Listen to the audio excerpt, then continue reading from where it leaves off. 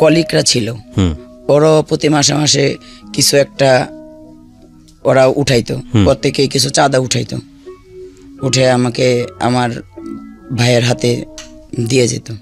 আচ্ছা, এভাবে করে আমাকে হসপিটালে রাখলো, পঙ্গু হসপিটালে রাখলো প্রায় 3 মাস 3.5 মাস রাখলো। রাখার পরে ওনারা বললো যে এখানে বেড ভাড়া দিয়ে এত কিছু করে কোনো লাভ নেই, আপনারা ওকে বাসায় নিয়ে যান। তো বাসায় অ্যাম্বুলেন্সে করে আমাকে বাসায় নিয়ে আসলো। আপনি কি বিছানায় একদম একেবারেই শোয়া থাকতেন, কোনো প্রকার নড়াচড়া কিচ্ছু করতে পারতেন না? না, আমাকে বেডে কেউ যদি আমাকে পায়খানা প্রস্রাব করাতো তাহলে আমি করতে পারতাম, না হলে করতে পারতাম না। মানে কেউ কারো স্বর্ণাপন্ন না হলে আমি 1 গ্লাস পানি ধরেও খেতে পারতাম না। মাই গুডনেস, 2-2.5 বছর এইভাবে?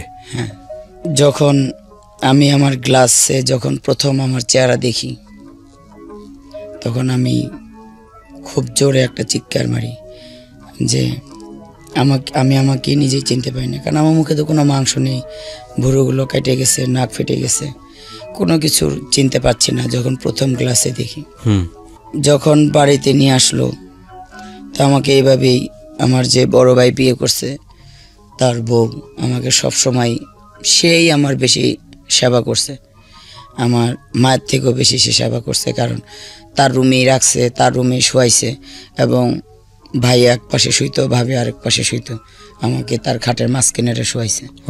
ভাইয়া ভাবি সবসময় মানে খাওয়াই দেওয়া, আমার শরীর মোছাই দেওয়া, আমার পায়খানা প্রস্রাব করা, আমার জামা কাপড় চেঞ্জ করে দেওয়া, জামা কাপড় তো পরাইতো না, আমাকে একটা চাদর দিয়ে আবরণ দিয়ে রাখতো।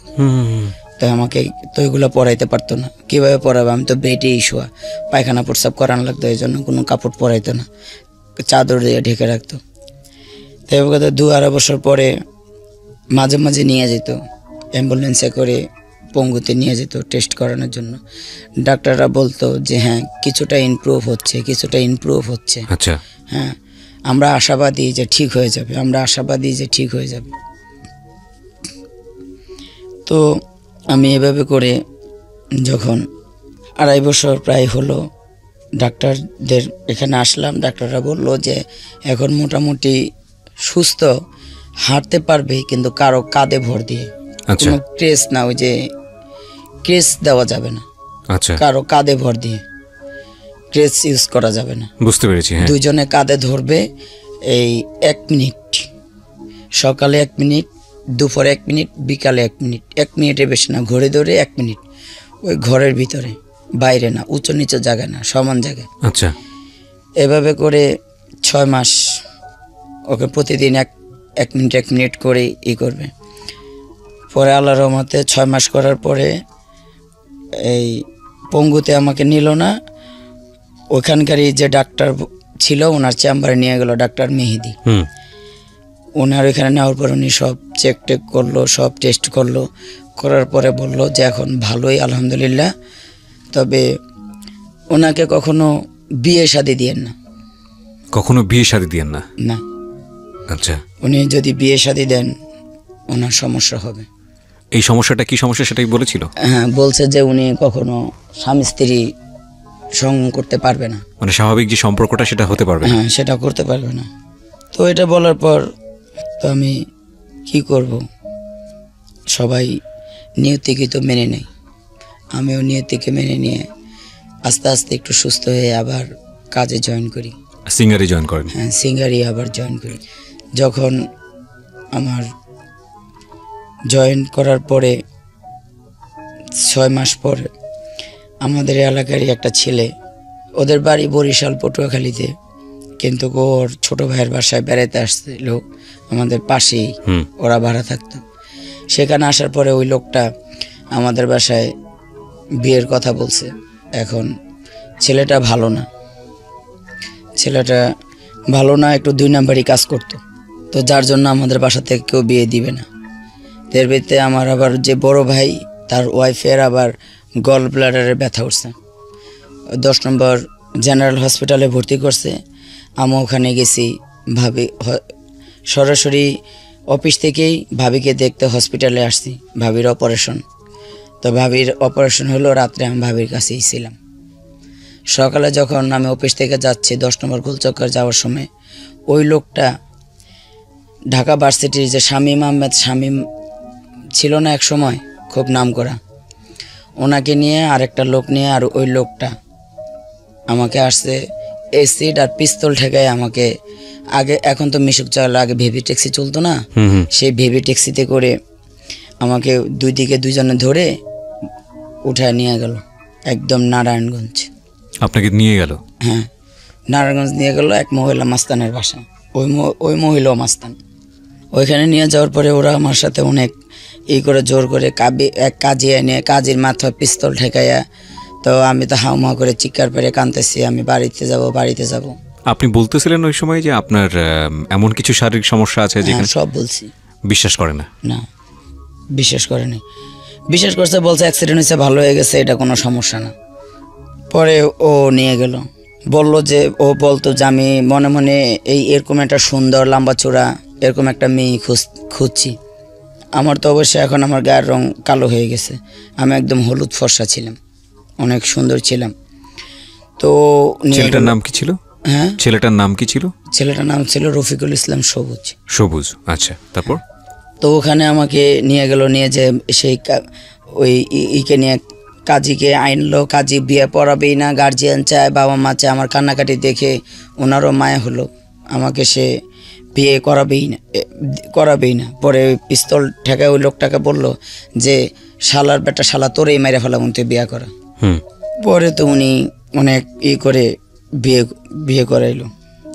বিয়ে করানোর পরে ওখানে আমাকে 3 মাস আটকায় রাখলো। আপনারা শুনছেন আলেয়ার জীবন গল্প। আলেয়ার যে জীবন গল্প সেটা শুরু হয়েছে মাত্র, এতটুকুতেই আসলে গেজ করার কোনো সুযোগ নেই যে উনি আসলে কোথায় দাঁড়িয়ে আছে আজকে। আশা করছি শেষ পর্যন্ত আপনারা শুনবেন। আমরা ছোট্ট একটা বিরতির পর আবারও ফিরে আসছি। এই ফাঁকে আপনাদেরকে মনে করিয়ে দিচ্ছি, আলেয়ার একটা ভিডিও ফুটেজ আমি আমার ইউটিউব চ্যানেলে দিয়েছি, আপনারা চাইলে ওখানে এসে ওনাকে দেখতে পারেন। আমার ইউটিউবের ঠিকানা হচ্ছে www.youtube.com/RJ Kibriya FM, RJKEBRIA FM। চ্যানেলটি আছে কিবরিয়া আরজে নামে। ওখানে গিয়ে অবশ্যই আপনি সাবস্ক্রাইব করতে ভুলবেন না, এবং সাবস্ক্রাইব করার পাশাপাশি আপনি যে কাজটি করবেন, বেল যে বাটনটি আছে ওটা অন করে দেবেন। তাহলে আমি যে কন্টেন্টটি ওখানে দিই না কেন, সঙ্গে সঙ্গে আপনি আপনার সেলফোনের মাধ্যমে জানতে পারবেন এবং আপনি সবার আগেই দেখতে পারবেন। হ্যাঁ, আলে আমি যেখানটায় ছিলাম, কথা না পারি আপনার কাছে আমি আবারও ফিরছি। 3 মাস আমাকে ওখানে যখন আটকায় রাখলো, এদিকে আব্বা আম্মা ভাই বোন সবাই আমাকে খোঁজাখুঁজি করে, আমি কোথায় আছি, কিভাবে আছি, সবাই সবভাবে খোঁজে, কোনোভাবেই পায় না। তো ওনারা খুঁজতে খুঁজতে কী করবে, 3 মাস পর যখন আমি বাসায় ওই আমাদের পাশের বাড়িতে যে ওর ছোটো ভাই ভাড়া থাকে, ওদের বাড়িতে আমাকে নিয়ে আসলো। নিয়ে আসার পরে আব্বা আম্মা ভাই বোন সবাই জানলো যে আমি ওখানে আছি বা ওখানে আসছি। তো ওনাদের ধারণা, এখনও অবধি ওনাদের ধারণা যে আমি মনে হয় আমার বিয়ে হবে না, ডাক্তাররা বলছে বিয়ে দিতে না। ওনাদের ধারণা আমি ওই লোকটার সাথে চলে গেছি নিজ ইচ্ছায়। আসলে না, আমি যাইনি, আমাকে উঠায় নেওয়া হয়েছে, এটাই সত্য। আদৌ বাবা মাকে বিশ্বাস করাইতে পারি নাই যে আমি যাইনি। যাকে আমি দেখি নাই, কখনো চিনি না, তার সাথে আমি কিভাবে প্রেম করব আর কীভাবেই যাব। তো যাই হোক, ওখানে আসলো। আনার পর আমাদের ওখানে তার সাথে তো আমার ওই 3 মাসে কোনো কথা হয় নাই, বা স্বামী স্ত্রীর যে সম্পর্ক সেটাও হয়নি। তো যখন এর ভাইয়ের বাসায় আসলো, তো সে আমাকে হাত পাও বেঁধে যেভাবে র্যাপ করে, এভাবেই সে আমার সাথে সহবাস করলো। তো সহবাস করার সময় আমার অনেক ব্লিডিং হইতেছিল। তো তখন তার ছোটো ভাইয়ের বউকে আর ছোটো ভাইকে ডাকলো, পরে আমাকে হসপিটালে নিয়ে গেল। হসপিটালে আমার যে আগে অ্যাক্সিডেন্ট হয়েছে বা ডাক্তার বিয়ে করতে না করছে এগুলো কিছুই বলেনি। বলল যে ফার্স্ট টাইম তো, তাই এই অবস্থা। তো ওনারা মেডিসিন দিল, প্রায় 7-8 দিন পর ভালো হয়ে গেল। তো এখানে উনি আমাকে রাখলো না, আর আমিও আর আমার জবে ফিরে যেতে পারলাম না। উনি আমাকে এখান থেকে নিয়ে গেল সে বরিশাল। তো মানে বাবা মাও তখন আপনাকে কোনো সাপোর্ট দিচ্ছে না? না, বরিশাল নিয়ে গেল। তো বরিশাল নিল, ওখান থেকে ও আমাকে সবসময় চোখে চোখে রাখে। যখনই আমি বলি চলে যাব, তখন ও বলে যে আমার বড় ভাইয়ের একটা মেয়ে হয়েছে স্বর্ণালী, তো বলে যে তোমার ভাইয়ের মেয়েটারকে আমি চুরি করে নিয়ে বিক্রি করে দেব যদি তুমি চলে যাও। হ্যাঁ, আর তোমার যে ভাই সে তো আমাদের এখান দিয়ে, আমাদের আড্ডাখানার এখান দিয়ে যায়, তো ওখান দিয়ে ওর ধরে ওর পাও দুটা কেটে দেব। মানে ও কি খুব মাস্তান ছিল, ডাক সাইডে হ্যাঁ, মাস্তান ছিল। ও সব রেকর্ডই খারাপ ছিল, কোনো রেকর্ডই ওর ভালো ছিল না। ও নেশা করতো, হিরোইন খাইতো, ছিনতাই করতো, সব ধরনের খারাপিও ছিল। শুধু আপনি সুন্দর দেখতে এই কারণে সে তার চোখে পড়েছেন, যে কারণে সে এই কাজটা করেছে। জি, এটা বলার কোনো মানে আমি অস্বীকার করছি না যে ভদ্রমহিলা কত সুন্দর ছিলেন ওই সময়টাতে। মাশাআল্লাহ, আল্লাহ প্রত্যেকটা মানুষকে সুন্দর করে তৈরি করেছেন, এ ব্যাপারে কোনো সন্দেহ নেই। আপনি আমার 8 মাস আগের পিক দেখলে এখন চিনবেন না। এবং ভদ্রমহিলা আসলেই অনেক বেশি সুন্দর। তার একটা উদাহরণ আছে, এবং আপনারা যারা যদি ইউটিউবে আসেন তাহলে দেখলে বুঝবেন। আজকে ওনার গল্পের কোনো একটা পর্যায়ে ওনার মেয়ে আজকে এখানে যুক্ত হবে। উনি মাত্র ইন্টারমিডিয়েটে পড়ছে, এবং ওনার মেয়েকে দেখলে কিছুটা টাচ পাওয়া যায়, কারণ ওনার চেহারার আদলে ওনার মেয়ের চেহারা, এবং মাশাআল্লাহ শি ইজ রিয়েলি বিউটিফুল। এবং আপনি চিন্তা করে দেখেন, এই রকম সুন্দর একটা মেয়ে যে গার্মেন্টসে কাজ করছে ওই সময়, ওনার মেয়েকে দেখলেও যদি আপনি কিছুটা টাচ মানে আঁচ করতে পারবেন যে ওনার সৌন্দর্যের ব্যাপারটা, সে এরকম একটা মাস্তানের চোখে পড়েছে, এবং তাহলে কি হতে পারে। তো আমি যেটা বলছিলাম যে ভিডিও ফুটেজটা শুধু আমার ইউটিউব চ্যানেলে থাকবে, আপনারা চাইলে ওখানে এসে দেখতে পারেন। ইউটিউবের ঠিকানা হচ্ছে www.youtube.com/rjkibriya.fm। আমি আবারও বলছি www.youtube.com/rjkibriya.fm। মানে আমি যেটা বলতে চাচ্ছি, ওনার মেয়েকে দেখলে আপনি আজ করতে পারবেন যে উনি আসলে ওই বয়সে কতটা সুন্দর ছিলেন। জি, তারপরে উনি মেরে ফেলার হুমকি দিচ্ছে। হ্যাঁ, উনি আমাকে বরিশাল নিয়ে গেল, তো সেখানে আমাকে রাখলো। আমি যখনই বলি চলে যাব, তখনই উনি আমাকে এই হুমকি দেয়। ওনার গ্রামের বাড়ি বরিশাল, ওখানে তো আমাকে কেউই চিনে না। আমি ওনার সুবাদে তো গেছি। জি। তো উনি করে কি, ওখানে গিয়ে উনি তো বিভিন্ন নেশাপানি করে, তারপরে জুয়াও খেলে। তো একদিন রাত্রে 2:30 বাজে, উনি আসে না, আমি রুমে একা একা বসে আছি। তো উনি আসার পরে আমি যখন ওনাকে বললাম যে আপনি যেভাবে এগুলা করতেছেন, আমি এখানে কার দৌলতে আছি, আপনি আমাকে যেভাবে বিয়ে করেন, আমি তো আপনার স্ত্রী বর্তমানে, তো আপনি একে খারাপ কাজ করেন। আমি আপনাকে বলছি চলেন আমরা গার্মেন্টসে চাকরি করি, বা আমি যে সিঙ্গার চাকরি করতাম, আমার সিঙ্গার চাকরি করতাম, এটা গার্মেন্টস না, এটা সিঙ্গার ইলেকট্রনিক, যেটা কালার টেলিভিশন বিসিটি আগে হইতো, বিসিপি, সেটাই আমি বানাইতাম। কালার টেলিভিশন, কালার সেট করা, তারপরে পার্টস করা, তারপরে মানে আমরা যে টিভিটাই তৈরি করতাম, জি, ওইটাতে আমি চাকরি করতাম, এটা গার্মেন্টস না। হ্যাঁ, তো ওকে বলতাম যে চলো আমরা তোমাকে একটা গার্মেন্টস, আপনাকে একটা গার্মেন্টসে ঢুকিয়ে দিব, আর আমি যাই দেখবো আমার ওই চাকরিটা আছে কিনা, যদি না থাকে তাহলে আমরা দুজনেই গার্মেন্টস চাকরি করব। চলো, কে খারাপ পথ চায়, সবাই ভালো পথ চায়, ভালোটা চায়। তো এইভাবে করে উনি কোনোভাবেই বুঝতো না। তো একদিন রাত্রে এরকম 2:30-3টা বাজে, আমার কাছে অনেক অস্থির লাগতেছিল। তো যখন অস্থির লাগতেছিল আমি বসেছিলাম, তো আমার যে কেমন লাগতেছিল আমি বলতে পারতেছিলাম না। যখন উনি আসলো, ওনাকে আমি একটু রাগ হয়ে বললাম যে আপনার এখানে আসছি, সবাই ঘুমিয়ে আসছে, আমি আপনার জন্য বসে আসছি, আমার শরীরটাও ভালো লাগতেছে না। কেন লাগতেছে না আমি বলতে পারতেছি না, আমি আর শরীর অনেক খারাপ।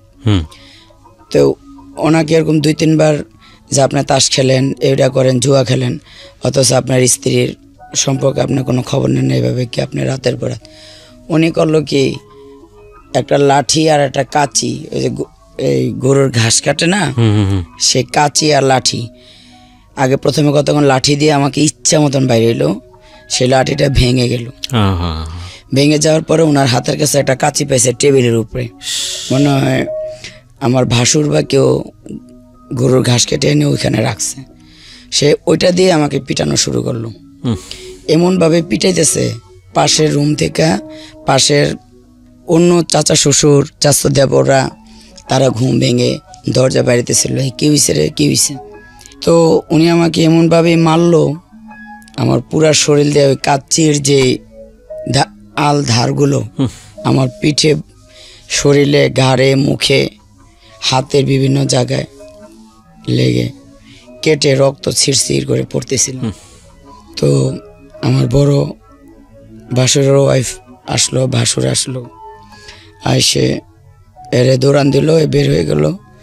পরে আমাকে বিভিন্ন জায়গায় মলম টলম দিয়ে এগুলো ভালো করলো। তো ওখানে থাকতে থাকতে কিছুদিন, অনেক দিন, প্রায় 5-6 মাস পরে আমার মনে হলো যে আমার বাচ্চা কনসেপ্ট করছে। আচ্ছা। তো আমি আমার বড় যাকে বললাম যে বুয়া আমার জানি কেমন লাগে। তো বললো যে কেমন লাগে, আমি জানি না, আমার শরীরে একটু সমস্যা দেখা দিছে। তো উনি একটা ডাক্তারের কাছে আমার যা নিয়ে গেল, আমার হাজব্যান্ডকে বললো, আমার হাজব্যান্ড নিল না।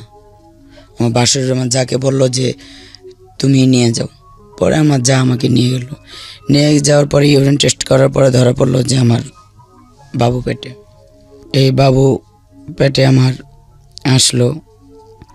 আসার পরে যখন বাবুর বয়স, পেটের বয়স 8 মাস, তখন আমি ঢাকা আসি। কেন আসেন? বাচ্চা ডেলিভারির জন্য। আচ্ছা। আম্মুর বাসায় আসি।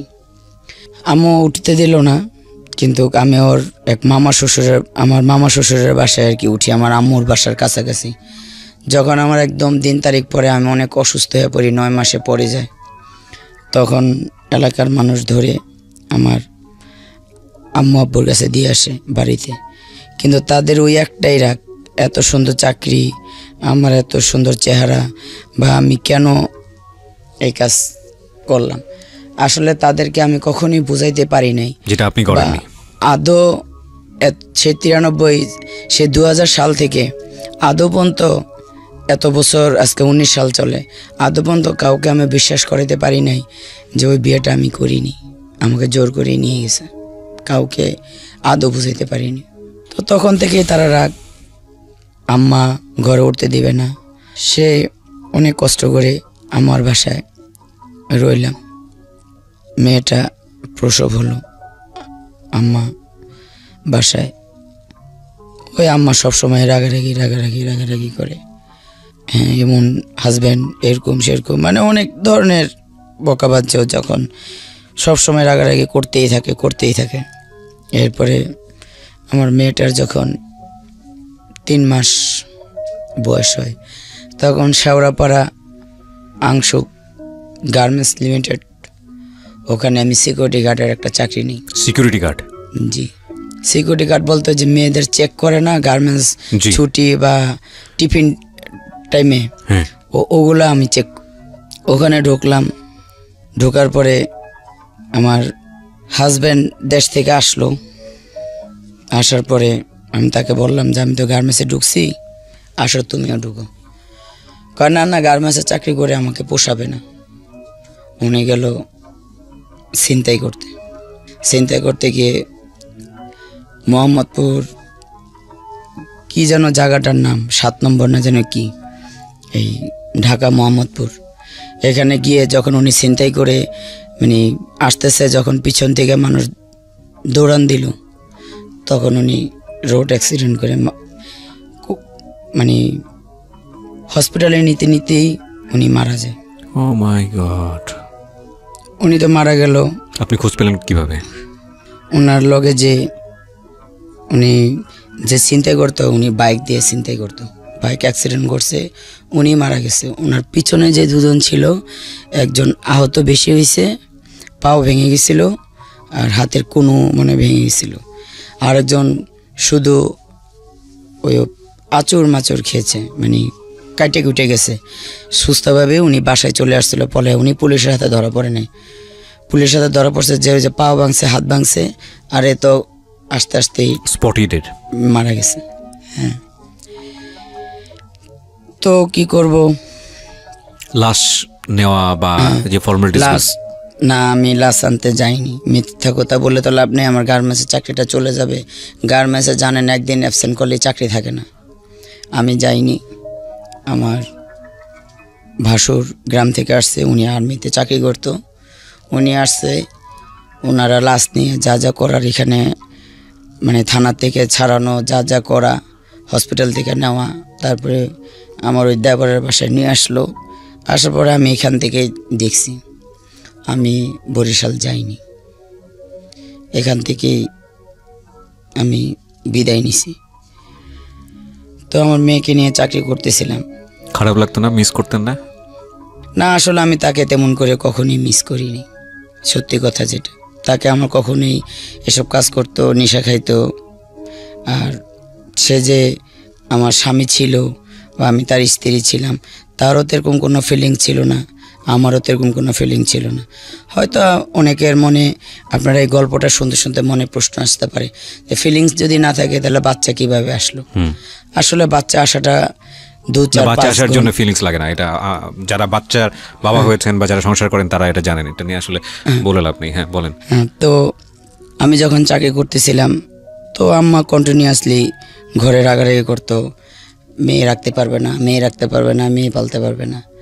তো একদিন আমি আমার যে জায়গায় চাকরি করতাম সে জিএম স্যারকে আমি যারে গিয়ে বললাম যে স্যার, আমার তো একটা ছোট বাবু আছে আর আমার এখানে তো হার্ট কোনো কাজ নেই, যদি আপনি অনুমতি দেন তাহলে আমি আমার বাচ্চাটাকে নিয়ে আসবো, যখন আমি চেক করবো আমার বাচ্চাটা আমি টেবিলের উপর শোয়া রাখবো বা পাশে বসায় রাখবো, আমি আপনার চেক ভালোভাবেই করবো, এখন যেভাবে করি আমি তখনও সেভাবেই করব। তো উনি বললো যে ঠিক আছে, এনে দেখো, যদি কান্নাকাটি না করে। আপনার এই মেয়েটাই কি সেই মেয়ে যে আজকে এখানে সেই মেয়ে যে এসছে আপনার সঙ্গে? জি।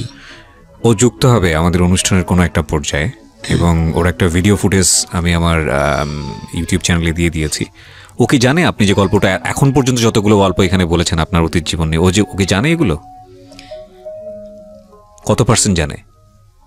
ওর আব্বু এভাবে আসলে মেয়েটাকে কখনো আমি বলিনি, মানে এভাবে রাগ হয়ে কখনো বলছি তোর বাপে খারাপ কাজ করছে, তো ওর সাথে রাগারাগি হয়ে যায় এই কারণে বলছে ওর মেয়ে কত ভালো হবে, এগুলো বলে মারা সাধারণত এগুলো বলে, কিন্তু স্টোরিটা কখনো বলেননি, ঘটনা কি ছিল, কিভাবে বিয়ে শাদী হলো। মানে এরকম করে মেয়েকে বসিয়ে ওর বাবা নাই এগুলো জানে, বা ওর বাবা আর ছেলের বাবা আলাদা এটা জানে, কিন্তু ওর বাবা কিভাবে মারা গেছে, কিভাবে আপনাকে বিয়ে করেছে, কি হয়েছে ঘটনা, এগুলো এত বিস্তারিত জানতো না। সেই জন্যই বোধহয় জীবন গল্প অনন্য।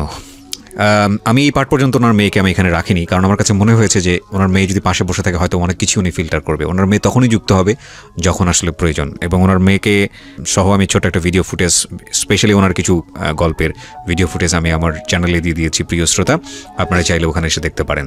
আমার চ্যানেলটির ঠিকানা হচ্ছে www.youtube.com/rjkibria.fm। আমি আবারও বলছি www.youtube.com/rjkebria.fm। চ্যানেলটি আছে কিবরিয়া আরজে নামে, প্লিজ ওখানে লাইক দিতে ভুলবেন না। তারপর তো জেমস স্যার কাছে রিকোয়েস্ট করার পরে উনি রাখলো যে ঠিক আছে, বাচ্চা যদি বেশি বিরক্ত করে তখন চাকরি করতে পারবেন না, আর যদি বিরক্ত না করে তাহলে আমাদের কোনো সমস্যা নেই। তো পরের দিন থেকে বাবুকে নিয়ে গেলাম। তো বাবুকে নিয়ে গেলে বাবুটা তো অনেক সুন্দর ছিল, মার্শাল্লাহ দিলে অনেক কিউট ছিল।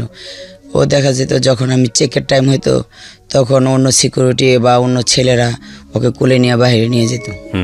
তো ওই সময় আমি চেক করতাম, গার্মেন্টসে যারা চাকরি করতো সব ছেলেরাই আমাকে বড় আপু ডাকতো, তো সবাই আমার বাবুটাকে আদর করতো, বাইরে নিয়ে যেত। ছোট ছিল, 3-4 মাস বয়স। তো এভাবে করতে করতে যখন আমার বাবুর বয়স 6 মাস হলো, আমি চাকরি করতেছি। তো একদিন আম্মার সাথে আমার একটু রাগারাগি হলো, ওই সেই একই সমস্যা, এরকম বিয়ে করলাম কেন, এরকম হলো কেন, মানে সে একই সমস্যা। চাকরি করতাম, ভালো ছিল, যা অভাব অনটন থাকলে সংসারে যা হয়। তো এভাবে করতে আম্মুর সাথে রাগ করে আমি বাসা থেকে ভোরবেলা বের হয়ে যেতেছিলাম। আমাদের এলাকার এক হুজুর, উনি নামাজ পড়ে বের হচ্ছে, তখন ওনাকে কাকা ডাকতাম। উনি বলল যে কই যাস মা এত সকালে? আমি বলি কই যাই, এই মরতে যাইতেছি।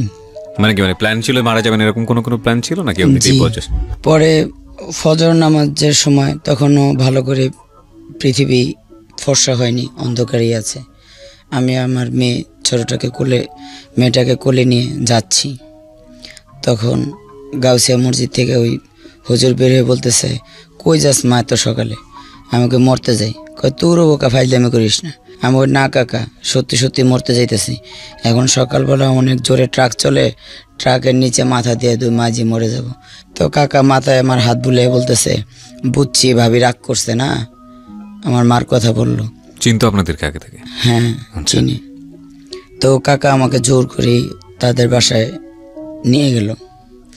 এর ভিতরে কাকা বলতেছে যে আমার কাছে একটা লোক আছে, তোরে বিয়ে দিয়ে দিই। সে বিয়ে করবে, তার ওয়াইফ অসুস্থ প্রায় দীর্ঘ 10 বছর ধরে। আচ্ছা, এই ইমামই বলতেছে আপনাকে এটা? হ্যাঁ। আচ্ছা, তো এখন তুই কি তাকে বিয়ে করবি? বিয়ে তো করতে হবে, এভাবে তার একা থাকতে পারবো না। আর কতদিন এভাবে একা থাকবো? বাচ্চাটাকেও মানুষ করতে হবে। পরে লোকটাকে ফোন করলো। লোকটা বলল যে আমার তো আজকে উনি বিদেশ লোক পাঠাইতো তখন। তা আমি তো অনেকগুলো লোক বিদেশ যাবে, আজকে আমার ফ্লাইট আছে, আমার আস্তে আস্তে আসর হবে। উনি ওনার নিজের প্রাইভেট কার চালাই আসলো। তো আসার পরে উনি আমাকে দেখলো, আমাকে দেখে ওনার পছন্দ হইলো। পরে আমি ওনাকে বললাম যে আমি তো শুনছি আপনার, আমাকে ওই কাকা যা বললো আর কি, তা আমি ওনাকে তাই বললাম যে আমি তো শুনছি যে আপনার ওয়াইফ নাকি অনেক সুন্দরী, আপনার একটা ছেলে একটা মেয়ে, অনেক সুখী পরিবার, আপনার ইব্রাহিমপুরে বাড়ি আছে, 10 নম্বর রোডে গাড়ি আছে, নিজে প্রাইভেট কারে চলাফেরা করেন, তো আবার কেন বিয়ে করবেন? তো উনি বলল যে আমার স্ত্রী আজকে 10 বছর ধরে অসুস্থ, আমি অনেক দিন ধরে মেয়ে খুঁজি, কিন্তু ভালো মেয়ে সেরকম পাই না।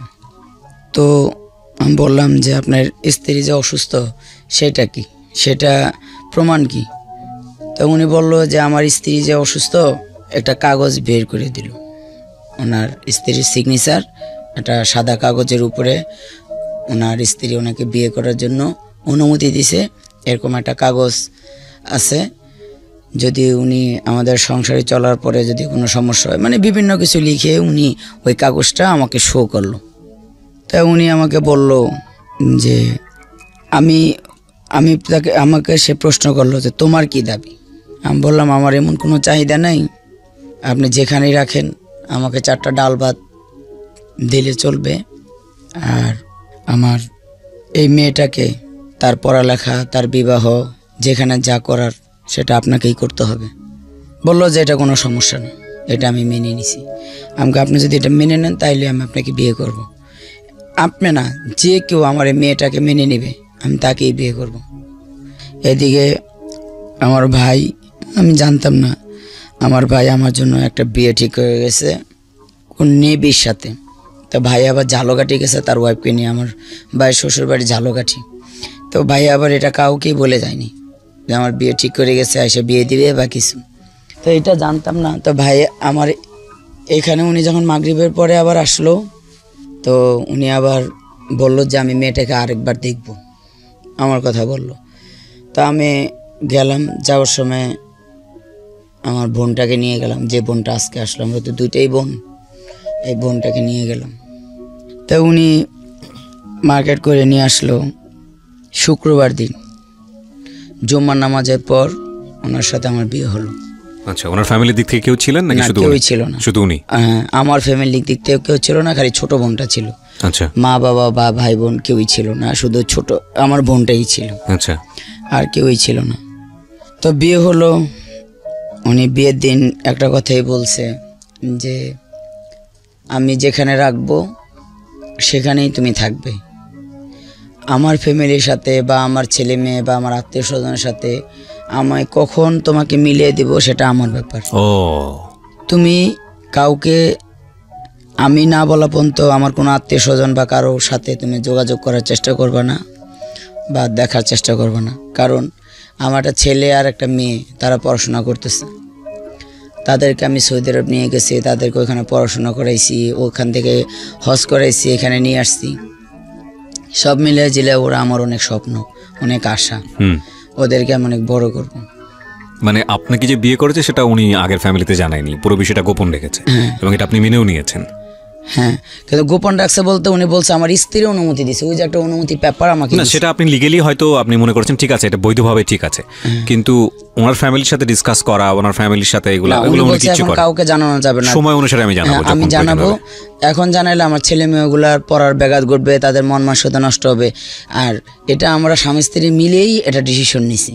আচ্ছা আমার স্ত্রী বলছে এখন কাউকে জানানোর দরকার নেই, আচ্ছা। যখন জানাইতে হবে আমি নিজেই জানাবো। মানে আপনি যে ঘটনাটা বললেন, বিয়ের যে ঘটনাটা, মানে সেকেন্ড জিপি হাসানুল্লাহ সাহেবকে বিয়ের যে ঘটনাটা, এটা কি আপনার মেয়ে জানে যে যে ঘটনা যেভাবে বিয়েটা হয়েছিল? এমনি জানে যে ওই যে মাঝে মাঝে যে আমার হাজবেন্ডকে বকাবকি করতাম, এই রাগারাগি কিন্তু করতাম। গল্প কখনো তাকে বলা হয় না। না, এভাবে- আমি চাচ্ছি আপনার মেয়ে এখন আপনার পাশে বসুক, তার কাছ থেকে আমার কিছু জানার আছে প্রয়োজন অনুসারে, আপনার যদি কোনো আপত্তি না থাকে। না, কোনো আপত্তি নেই। কোনো আপত্তি এমনি তো একটু জেট মোটামুটি, মানে ওই যে আমার হাজবেন্ডের সাথে যখন রাগ করতাম, মানে অনেক পরে এসে তো ঠিক আছে, তাহলে মানে আপনার যদি কোনো আপত্তি না থাকে, আপনার বলতে যদি কোনো সংকীর্ণতা বোধ না করেন, তাহলে আপনার মেয়েকে আমি নিয়ে আসতে চাই স্টেজে। না, ওকে, সমস্যা নেই। ঠিক আছে। তো আপনি যে গল্পটা বলছিলেন, সেটা হলো যে সেখানে আমি যাওয়ার আগে ওকে একটু পরিচয় করাই দিই। আপনার নামটা বলেন একটু প্রথমে প্লিজ। আমার নাম জানাতারা বর্ষা। জানো তারা বর্ষা। বর্ষা এখন কি করছেন, মানে পড়াশোনা বা কোনো কিছু? হ্যাঁ, পড়াশোনা করতেছি, কিসে পড়ছেন? ইন্টারে পরীক্ষা দিলাম, আর হচ্ছে নার্সিং এ পড়তেছি। নার্সিংয়ে পড়ছেন, ওকে। আপনার মার যে জীবন গল্প এখন পর্যন্ত যতটুকু গেছে, ততটুকু আপনি অনেক কিছুই জানেন না আপনার মা কথা অনুযায়ী। এখন থেকে ততটুকু আপনি অনেক কিছুই জানেন না যেটা আপনি জানবেন, এবং আপনাকে আমার কিছু কিছু বিষয়ে জিজ্ঞাসা করার আছে বা প্রয়োজনে আপনার সাপোর্টও লাগবে। সো আপনার এতে কোনো আপত্তি নাই তো? না। ওকে, ফাইন, ঠিক আছে। আপনি বলেন, আপনি যেখানে বলছিলেন যে বিয়ে শাদী করলো হাসানুল্লাহ সাহেব আপনাকে, এরকম শুক্রবার দিন আমার বিয়ে হলো। শুক্রবার দিন বিয়ে হলো, তারপর কি হলো? শুক্রবারে জুমার নামাজ পড়ে আমার বিয়ে হলো। তারপরে যে আমার যে কাজী সাহেব ছিল আর যে হুজুর ওই যে কাকা ছিল, ওনাকে বললো কি যে আমাকে একটা কোরআন শরীফ দেন। কে বললো এটা? আমার হাজবেন্ড মোহাম্মদ আহসানুল্লাহ, আমাকে একটা কোরআন শরীফ দেন।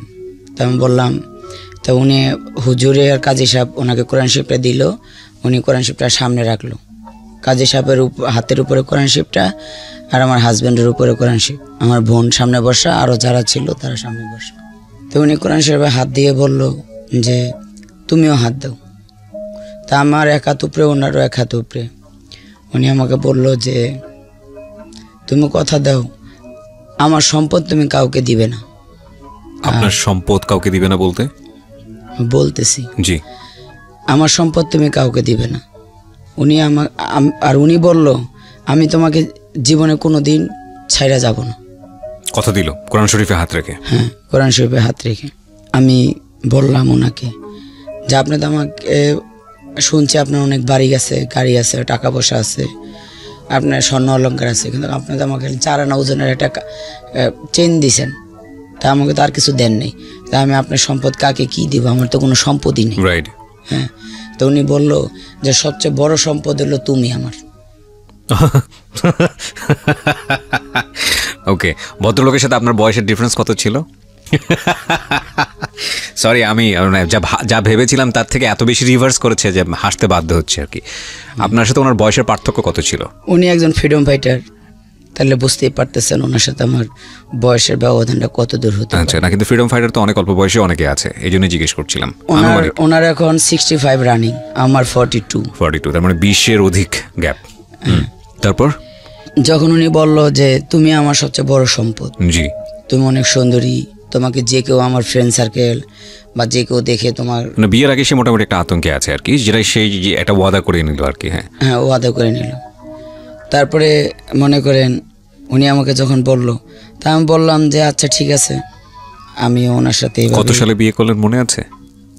2000 সালে। 2001-এ। মানে আজ থেকে 18-19 বছর আগের গল্প। হ্যাঁ, উনি ওনার বাসায় চলে যায়, আমি আর আমার বোন আর মেয়ে আমার আম্মুর বাসায় চলে আসি। আচ্ছা, চলে আসার পরে ওনার যে গাড়ি চালায় যে ড্রাইভার, আমাদের যে আমার হাজবেন্ডের যে মিরপুর রোডে গাড়ি চলতো, জি, এই 12 নম্বর টু মাজার, গুলিস্তান যে মাজার, ওখানে যে গাড়ি চলতো, এই গাড়িটা যে চালাইতো ওনার ওয়াইফ আমার সম্পর্কে বান্ধবী হয় এক ধরনের। আচ্ছা আচ্ছা।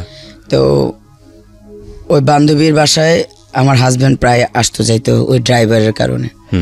তো যখন সেদিন আমি যাই তার বাসায়, আমি মাগরিবের আজান হয়, আমি তার বাসায় যাই, আমার ওই বান্ধবীর বাসায় গিয়ে আমি দেখি আমার বান্ধবী ওড়না ছাড়া বসে আছে।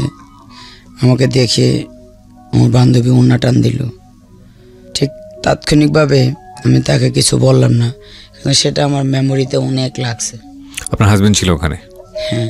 আপনার হাজবেন্ড ওখানে আছে আপনি জানলেন? জেনে গিয়েছিলেন নাকি না না, এমনিতেই গিয়েছিলেন? আমি এমনিতেই গেছি।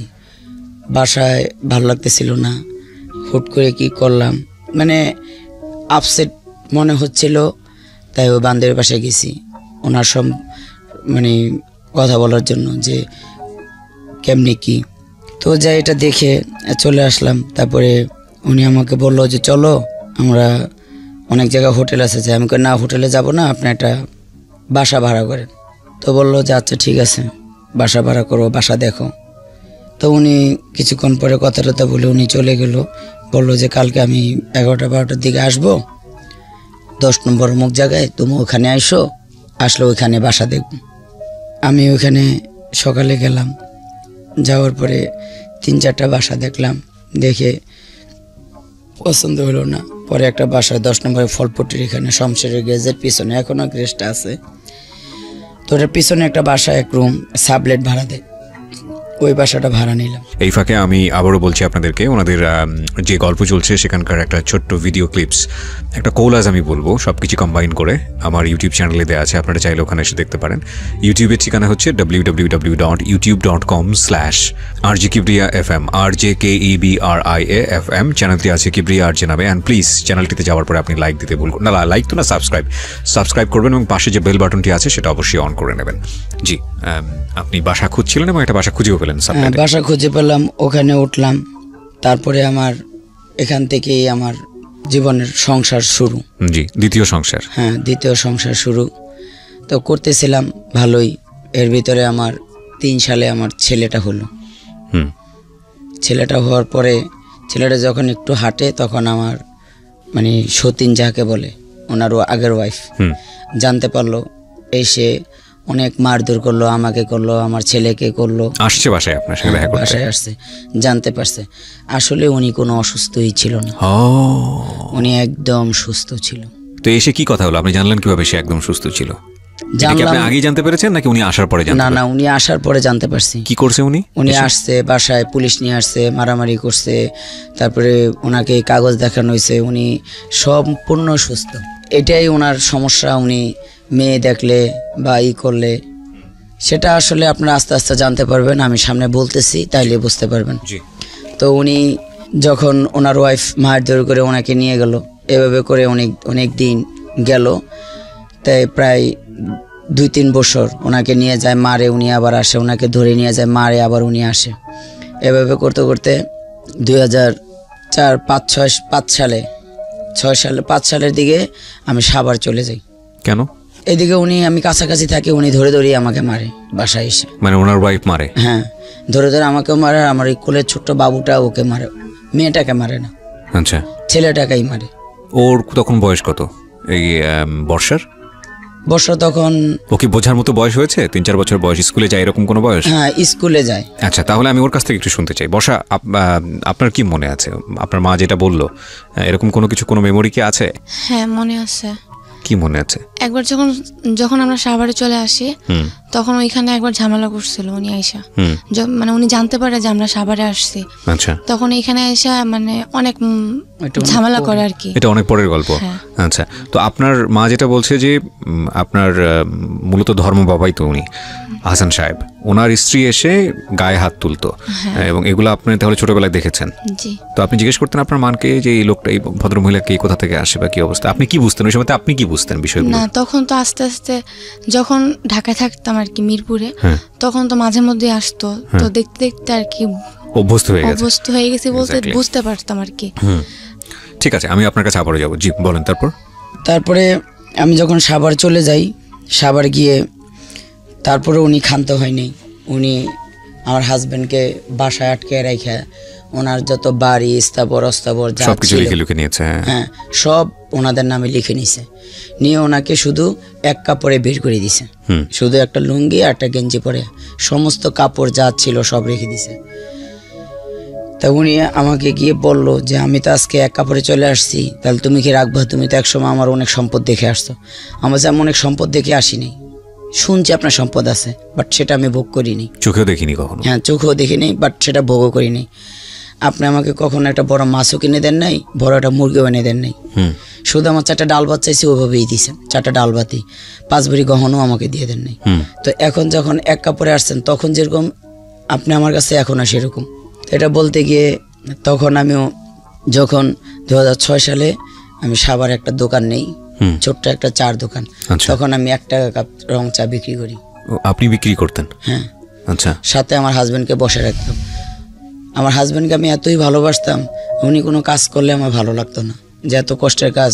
উনি তো একসময় অনেক বিলাসিতা করছে, তো উনি চা বিক্রি করবে বা এরকম করবে, আমার কষ্ট লাগতো ওনার জন্য। উনি আপনার ওখানে থাকতো সাভারে? হ্যাঁ, আমার সাথে সাভার চলে গেলো, এখানে সব লিখে দিয়ে। My goodness, what a life! একজন ফ্রিডম ফাইটার। এই জন্যই বোধহয় বলে যে ব্যক্তিগত জীবনের সাথে আসলে এই ধরনের কাজকে না জানানোই বোধহয় ভালো। কোটি কোটি টাকার মালিক কি নাই ভদ্রলোকের, সে এখন তারপরেও তো অ্যাটলিস্ট একটা জায়গা পেয়েছে সে, কারণ তার সেকেন্ড ওয়াইফ তাকে এতটা সাপোর্ট দিচ্ছে। অ্যাটলিস্ট ইজ এ লাকি, মানে ওই পর্যন্ত, গল্পের এই পর্যন্ত। তারপর কি হলো? চার দোকানটা আস্তে আস্তে বড় করে ফাস্টফুডের দোকান করলাম। তাই করতে করতে একদিন পেপারে এই একটা বিজ্ঞাপন দিল যে কাতারের লোক নেবে ইনস্ট্রাক্টর। আচ্ছা। তো উনি ইন্টারভিউ দিল, দেওয়ার পরে রোববার দিনই এটা রেজাল্ট আসলো, ভয়েস সেলের থেকে নিবে আর কি। উনি তো সরকারিভাবে চান্স পাইল। পরে আমার হাজব্যান্ডকে পাঠাইলাম, 2007 সালের প্রথম দিক দিয়ে উনি গেল। পরে উনি 2007 সালেই আবার উনি ছুটিতে আসছেন। এদিকে দোকানপাট যা ছিল ওগুলো বিক্রি করে বোনের কাছে টাকা নিয়ে ওনাকে পাঠাইছি। 2007 সালে উনি আসলো। আসার পরে সাভারে অ্যাট এ টাইম 2টা বাড়ি কিনি। অ্যাট এ টাইম 2টো বাড়ি কিনেন? হ্যাঁ। আচ্ছা। অ্যাট এ টাইম 2টা বাড়ি কিনে। কত সালে কিনেন? 2007-এ গেল, কত সালে কিনলেন বাড়ি? 2007-ই। 1 বছরের মধ্যে এত ডেভেলপমেন্ট কিভাবে আসলো? উনি ওখানে যে ইনস্ট্রাক্টর গেছে, হ্যাঁ, 2.5 লক্ষ টাকা বেতন। ও মাই গড। ওকে ওকে। এই 2.5 লক্ষ টাকা বেতনের উপরে ওনাকে ওই দেশের এই এনজিওতে ওনাকে একটা লোন দেয়। সেই লোন পায় প্রায় বাংলা টাকার 49 লক্ষ না 50 লক্ষ টাকা। ওই টাকাগুলো দিয়ে আইসা এখানে 4.25 শতাংশের একটা জায়গা আর 5.5 শতাংশের একটা জায়গা কিনি সাভারে 3 নম্বর ওয়ার্ডে। পরে জায়গা কিনে উনি চলে গেল, রেজিস্ট্রেশন করে দিয়ে উনি 1 মাসের ভিতরে চলে গেল।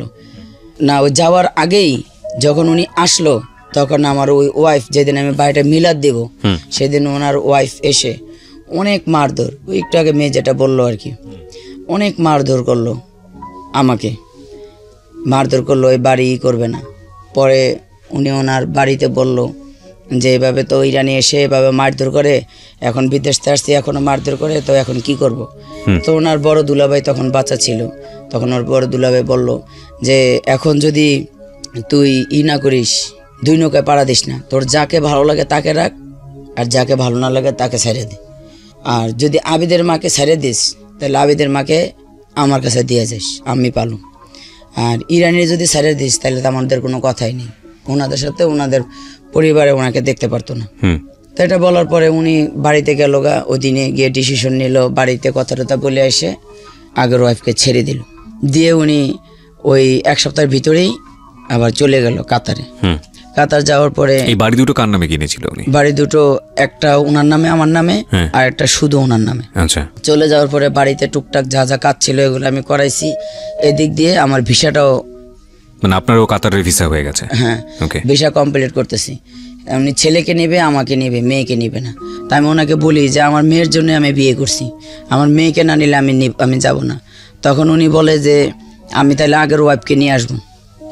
আমি তুমি তো ওকে ছেড়ে দিছো, ছেড়ে দিলে কি হয়েছে, আমি ওকে আবার কবিল করে আবার নিব, তাও এই মেয়েকে নিব না। আমি কিন্তু তোমার কাছে মেয়ের জন্য বিয়ে করছি। মেয়েকে নেবে না কেন? মেয়েকে পছন্দ করতো না? মেয়ে ওকে ওই কোনো দিনও মেয়েকে ডাকে নেই, কোনো দিনও মেয়ের সাথেও কথা বলে নেই, এমনকি কোনো দিনও মেয়েটাকে বলে নাই যে আম্মু বা এই বর্ষা বা এদিকে। কোনো দিন ও এই তিম বইলা ওর মাথারে কখনো হাত বলে নেই যে আয় বা একটু খা বা এই জিনিসটা নেই। আমার মেয়েকে আমি যদি কোনো কিছু দিছি, চুরি করে দিছি। আপনি কিছু বলতে চান বর্ষার বিষয়ে? আপনার বাবার এরকম, যে আপনার মা বললো, এগুলো নিয়ে কোনো ঘটনা, কোনো মেমোরি কি আছে যেটা বলতে চান আপনি? হ্যাঁ, সবকিছু তো মনে আছে, কারণ আব্বু তো গেছে বেশি দিন হয় নাই। তো আব্বু যা যা করতো সবই তো মনে আছে। ও তো মানে আহসান সাহেব কি বাবা হিসেবেই জানতো, কারণ ও তো আসলে ওর বাবাকে দেখে নাই, জানেও না। এখনো তার বাবাকে সে আমার চেয়ে বেশি শ্রদ্ধা সম্মান করে। এখন সে তাকে কখনোই অবজ্ঞার চোখে দেখে না। তার বাবা যে বাবা, সে বড় গলে আব্বু বলে ডাকে সবার সামনে বা সব সময়।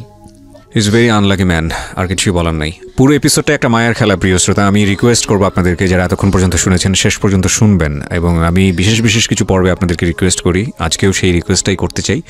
ধৈর্য ধরে শুনবেন এবং এই ভিডিও ফুটেজ যেটা আছে আমার ইউটিউবে এসে দেখেন, তাহলে বুঝবেন যে কেন আমরা এই ধরনের কথা বলছি। ওকে, বলেন। তারপর পরে অনেক যুদ্ধ করে অনেক কিছু বলে টলে উনি আমাকে মেয়ে নিতে উনি যাবে না। যখন উনি যাইতে রাজি না হলো তখন উনি বাধ্য হয়ে বললো যে আচ্ছা ঠিক আছে, বসার পাসপোর্ট বানাও, ওকে নিয়ে আসো। নিয়ে গেলাম। ওখানে গিয়ে উনি আমার ছেলেকে স্কুলে ভর্তি করছে, মেয়েকে করেনি। কাতারে? হ্যাঁ। কোন বয়সে গেছে ও? কোন কোন ক্লাস থাকা অবস্থায়? কেজিতে। একদম ছোট? ছোট। আচ্ছা। হ্যাঁ, ছেলেতে একদম প্লেতে ভর্তি করছে, ছেলেকে ভর্তি করছে, মেয়েকে করেনি। তো যখন মেয়েটাকে না করাইছে ওর মন খারাপ লাগে না, ওইখান থেকে স্কুলে পড়তো। তো ওখানে এক চিটাঙ্গা ভাইয়ের সাথে পরিচয় হলো। উনি ওখানকার অনেক বড় বিজনেসম্যান। তা ওনাকে বলার পরে উনি বলল যে আপনি কোনো চিন্তা করেন না, আমি ওর পড়ার খরচ দিব। তো ভাইয়াটা ওকে নিয়ে বাংলাদেশ এম্বাসি স্কুলে ভর্তি করলো। ভর্তি করে ওর পড়ার যা খরচ উনি দিত। কিন্তু আপনি কাতারে গিয়ে চিটাগাংয়ের যে ভদ্রলোকের সাপোর্ট নিচ্ছেন, এটা নিয়ে আপনার ফ্যামিলিতে কোনো ঝামেলা হতো না? না, উনি বরঞ্চ খুশি হইতো যে উনি টাকা দিচ্ছে। আর উনি, আপনি যেটা সংসারে অশান্তি হইতো, উনি যদি ভাবতো যে আমি দুশ্চরিত্রা, তাইলে ওনার কাছে অশান্তি মনে হতো। কিন্তু উনি তো আমাকে বিভিন্নভাবে বাজাইছে, বিভিন্নভাবে ট্রাই করে দেখছে, বিভিন্নভাবে ওনার ফ্রেন্ড সার্কেল দিয়ে টাকা পাঠাই দিয়ে বিভিন্নভাবে ট্রাই করে দেখছে। আমাকে কেউ কখনো টলাইতে পারেনি। কোরআন শরীফ শপথ করছি সেটা না, এমনি তো আমাকে কেউ টলাতে পারেনি। পরে এভাবে করতে করতে কিছুদিন আমি ঘরে থাকার পরে আমি বললাম যে আমার এভাবে ভালো লাগে না, আমার একটা চাকরি বাকরি ধরাই দাও, বাসায় কাজ হোক, যেই কাজ হোক। পরে বললো যে কি কাজ করবা? পরে আমি বললাম দেখো কি কাজ করা যায়। এর ভিতরে 5 মাস 6 মাস হওয়ার পরে আমরা যে ফ্ল্যাটে থাকি, এটা একটা বাংলাদেশি অ্যাম্বাসির সেটার ড্রাইভার ছিল। তো উনি আর কি পুরো ফ্ল্যাটটা পাইছে, 6টা রুম ছিল। তো উনি রুমগুলো ব্যবহার করতে 2টা রুম উনি ভাড়া দিছে। একটা কেরালা নার্স আর একটা আমরা ব্যবহার করতাম, বাকিটি সব উনি ব্যবহার করতো। যে অ্যাম্বাসেডাররা মাঝে মাঝে আসতো, তো এর জন্য উনি পুরো ফ্ল্যাটটা ইউজ করতো, 2টা রুম ভাড়া দিছে। পরে উনি করছে কি, আমি ওই কেরালা মহিলাটার আমার হাজব্যান্ড বা যাদের সাথে থাকতাম কেউই জানতো না। আমার এই মেয়েটা মাঝে মাঝে দেখতো, দেখে বলতো, ও তো ছোট ছিল, বলতো আম্মু তুমি আন্টির কাপড় চোপড় ধোকে। হয়তো বড় এখন মনে আছে কিনা জানি না। আমি বললাম এমনি তোমার আন্টি তো বাবু হইব, ধুইতে পারে না, আমি ধুয়ে দিই। তো ধুয়ে দিলে কি হয়? ওনার ওই কাপড় ধুয়ে দিতাম, উনি ওইখান থেকে একটা টাকা আমাকে দিত, 400 রিয়াল করে দিত। তো সেটা আমি আমার মেয়ের জন্য বই খাতা লাগতো, এটা লাগতো, সেটা লাগতো, কাপড় চোপড় লাগতো, ওইটা আমার মেয়ের জন্যই আমি বের করতাম। তো এমন করতে করতে উনি যে জায়গায় চাকরি করে, ওইখানকার এক ছেলে আসলো বাসায় দাওয়াত খেতে। আমি বললাম লিঙ্কন আমাকে একটা চাকরির ব্যবস্থা করে দেখো। কি চাকরি করবেন ভাবি, আপনার তো বেশি পড়াশোনাও না, আর ইংলিশও বলতে পারেন না, হিন্দি বলতে পারেন না, কি চাকরি করবেন? তা আমি বললাম যে কোনো একটা চাকরি দেখেন, যদি কারো বাসা বাড়িতেও হয় তাও সমস্যা নেই, টাকার তো দরকার। তো ওইখানে উনি নিয়ে গেল ফ্যামিলি ফুড প্ল্যান, মানে এটা একটা শপ, বিশাল বড় শপ। এই শপে নিয়ে গেল। তা আমার হাজব্যান্ডও গেল, গিয়ে ওইখানে ম্যানেজারের সামনে বললো, ওই লিঙ্কনে বললো যে আমার ভাবি চাকরি করবে। তো উনি বললো যে ওনার এডুকেশন কি? তো বললো যে আমার হাজব্যান্ড বললো ওনার কোনো এডুকেশন নাই, উনি মাত্র 8 পর্যন্ত পড়াশোনা করছে। বললো যে এই মাদার ল্যাঙ্গুয়েজে কী হবো, বাসা থাকতে থাকতে কখনো ফাঁসি দিতে যায়, কখনো বিষ খাইতে যায়, কখনো অ্যাডনর্মাল হয়ে যায়। তো ওরা এখানে রাখ, যদি ও চাকরি না করতে পারে তখন ওরা বুঝাতে পারবেন তোর কোনো জায়গায় নেয় না, আমি কী করুন। তো এই কথা বলার পরে উনি বললো, ম্যানেজার বললো যে ঠিক আছে 15 দিন তুই এখানে ট্রেনিং করবি, যদি তুই এখানে চাকরি করতে পারিস তাহলে তোরে আমি ভালো একটা বেতন ধরে দিব, আর যদি না করতে পারিস তাহলে তো বাদ। তাই ঠিক 1 সপ্তাহ আমি দেখার পরে ওই দিন আমরা 9 জন চাকরি করতাম কাউন্টারে। 9 জনের ভিতরে ওই দিন 5 জনই আসেনি, আমরা 4 জন আসছিলাম। তখন ম্যানেজার স্যার এসে বললো যে এই উনি হিন্দিতে আমাকে বললো, তো হিন্দি পুরোটাই বুঝতাম। তো ওকে আমি ভাঙ্গা কিছু ইংলিশ কিছু হিন্দি দিয়ে বুঝাইছি যে হ্যাঁ okay I am now ready. তো ওকে বলার পরে ও বললো যে দেখিস সেখানে টাকা পয়সার হিসাব, কাউন্টার তো লক্ষ লক্ষ টাকার হিসাব প্রতিদিন। আমি বলছি নো প্রবলেম। তো বলছে দেখিস। তো ম্যানেজার আমার পাশে দাঁড়ানো আর একটা বাঙালি পাশে দাঁড়ানো, উনি আবার ওই ম্যানেজার ড্রাইভার ছিল। তো ঠিক আমি সারাদিন, ওই দিন ফ্রাইডে ছিল, সারাদিন এত কাজ করছি। উনি এতটাই হ্যাপি হয়েছে, উনি আমার যা বেতন ধরার কথা ছিল তার চেয়েও আরও 500 রিয়াল বেশি ধরছে। তো আমার চাকরি হয়ে গেল, আমি করতেছি। পরে এক সময় আমাদের 2007 সাল 8 সাল 9 সালে আমরা ওনার চাকরির মেয়াদ শেষ, আমরা বাংলাদেশে চলে আসি। তো আপনি তো থাকতে পারতেন ওখানে, কারণ আপনার না, আমি তো আমার হাজবেন্ডের বিষয়ে গেছি, এর জন্য আমার আসতে বাধ্যতামূলক আসতে হয়েছে, থাকতে পারিনি। তো চলে আসছি। আসার পরে এখানে এসে আমরা আরেকটা জায়গা কিনছি 7.5%। আচ্ছা।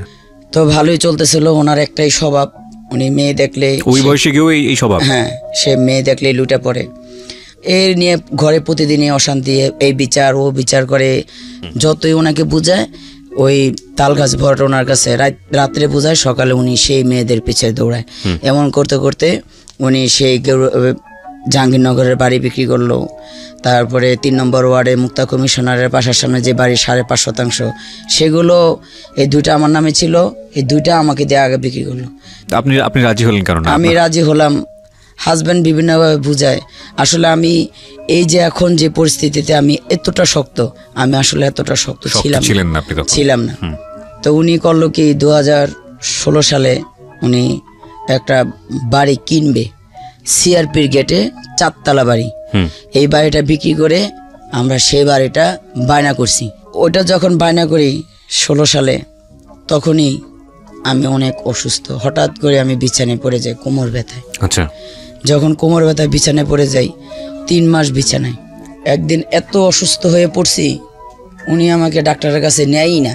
পরে একদিন যখন একদম বাথরুম থেকে উঠে আসতে পারতেছিলাম না, মেয়ে ছেলে ওর বাবা মিলে উঠাই না, আমাকে এনাম ক্লিনিকে নিয়ে যায়। ওখানে অর্থোপেডিক ডাক্তার দেখায়। অর্থোপেডিক ডাক্তার সব টেস্ট করে বলে যে ওনার কোনো অর্থোপেডিক সমস্যা নেই, ওনাকে একটা গাইনি ডাক্তার দেখান। গাইনি ডাক্তার স্বাভাবিক টেস্ট না করেই ধরেই উনি বলছে যে মেবি ওনার ক্যান্সার হয়েছে। মানে কোনো টেস্ট মেস্ট না করেই একদম গাইনি ডাক্তার একদম প্রথমেই বলছে যে 100% না, আমি 99% শিওর যে ক্যান্সার। কেন? উনি কি সিমটমে বলছে আমি বলতে পারি না। আচ্ছা। উনি ডাক্তারি ভাষায় ওনার ভাষায় বলছে। আচ্ছা। ঠিক উনি আমাকে বায়োপসি করতে দিল, যে কথা সেই কাজ, আমার ক্যান্সার ধরা পড়লো। মানে প্রথম টেস্টেই ধরা পড়লো? হ্যাঁ, প্রথম টেস্টেই সাভার এনাম ক্লিনিকে আমার ক্যান্সার ধরা পড়লো। তা অনেকে বলে এনাম ক্লিনিকের রিপোর্ট ভালো না, এর জন্য আমি চলে গেলাম আবার ক্যান্সার হসপিটালে। আচ্ছা। ওখানে গিয়েও সেই রিপোর্ট করালাম, সেই একই রিপোর্ট, ক্যান্সার 2nd স্টেপে চলে আসছে। কত সালে ধরা পড়লো এটা? কত সালে? এই 17 সালের প্রথম দিকে, মানে 16 সাল থেকে অসুস্থ, 17 সালে প্রথম দিকে ধরা পড়লো। কোথায় ক্যান্সারটা? জ্বরের আউটসাইডে, 2nd স্টেজে। হ্যাঁ। এর ভিতরে আমার হাজবেন্ড আজকে 15 দিন আসে না, কালকে 10 দিন আসে না, পরশু দিনে 3 দিন আসে না। কই যায়? বাড়িতে যায় কেন? জমি জমানের ভাইদের সাথে গ্যাঞ্জাম আছে। হঠাৎ করে ছেলে আর মেয়ে বলতেছে কি আব্বুর আজকে পিছে পিছে ধরবো। আব্বু কই যায়? এই ঘটনাটা আপনার মেয়ে তো বলতে পারবে, যেহেতু ওরাই ফলো করার কথা বাবাকে। হ্যাঁ, ওরাই ফলো করে। কি হয়েছিল একটু বলেন তো আমাকে বর্ষা। আব্বু হচ্ছে ভাই আম্মুকে ফোন দিছিল যে আবিদের সাথে দেখা করবে। তারপরে হচ্ছে আবিদের তো ফোন ছিল না, পরে আম্মুর ফোন নিয়ে আমরা স্ট্যান্ডে গেছি আব্বুর সাথে দেখা করার জন্য। পরে আব্বু আর কি জানতো না যে আমি যাব। আমি আবার আম্মুরে বললাম যে আম্মু আর কি একটু সন্দেহ করতো আব্বুকে। আম্মু মাঝে মধ্যেই বলতো। তাই আমি আবার আম্মুরে বললাম যে আম্মু কয়দিন পরেই তো ঈদ, তো যদি আব্বুর যদি কিছু দেখা করা থাকে বা হয়, যদি কিছু হয়ে থাকে তাহলে আজকেই যাবে মনে হয়, কারণ এত রাত্রে তো গ্রামে যাওয়ার কথা না। পরে বলে যে আচ্ছা ঠিক আছে তাহলে যাও। আম্মু যাইতে দিতে চাই নাই প্রথমে। আচ্ছা। পরে আম্মুর ফোন নিয়ে পরে আমরা বের হই। আমি আর কি অন্য ভালোভাবে মুখ টুক বাইধা পরে যাই। প্রথমে আবিদের সাথে মানে আমার ভাইয়ের সাথে দেখা করে, আব্বু কথাবার্তা বলে, পরে স্ট্যান্ডে একটা মসজিদ আছে, সেই মসজিদে আর কি আব্বু ঈশার নামাজটা পড়ে। পরে হচ্ছে আব্বু বের হয়, আব্বু বের হয়, আমরা বাহিরেই আর কি দূরে দাঁড়ায় থাকি আব্বুকে দেখার জন্য। পরে আব্বুর পিছনে পিছনে যাই, আব্বু মুরগি কিনছে, মানে বাজার টাজার করছে। তখন হচ্ছে আরো বেশি সন্দেহ লাগলো, যেহেতু বাসার থেকে ফোনই বলে দিছে সে বাসায় যাবে না, আর গ্রামে গেলে তার এখান থেকে বাজার করে নেওয়ার কথা না। তারপরে হচ্ছে আব্বু কি করলো, বাজার টাজার করে একটু ওইখানে একটু ঘুরলো, ফোনে কথা বললো। পরে রোড পার হয়েছে, মজিদপুরের ওদিকে আর কি রোড পার হয়েছে। রিক্সাতে উঠে আব্বু চলে যেতেছে, আর আমরা রিক্সা পাইনি, অটো রিক্সা ছিল তো, রিক্সা পাই নাই, তাই আর আমরা রিক্সাও নেই নি। তারপরে আব্বুর অটো রিক্সার পিছনে পিছনে দৌড়াইতে দৌড়াইতে আমি আর আমার ভাই গেছি। যাইতে যাইতে হচ্ছে উনি মাঝপথে আবার রিক্সা থামাইছিল, দুধ কলা টলা এগুলো কিনছে।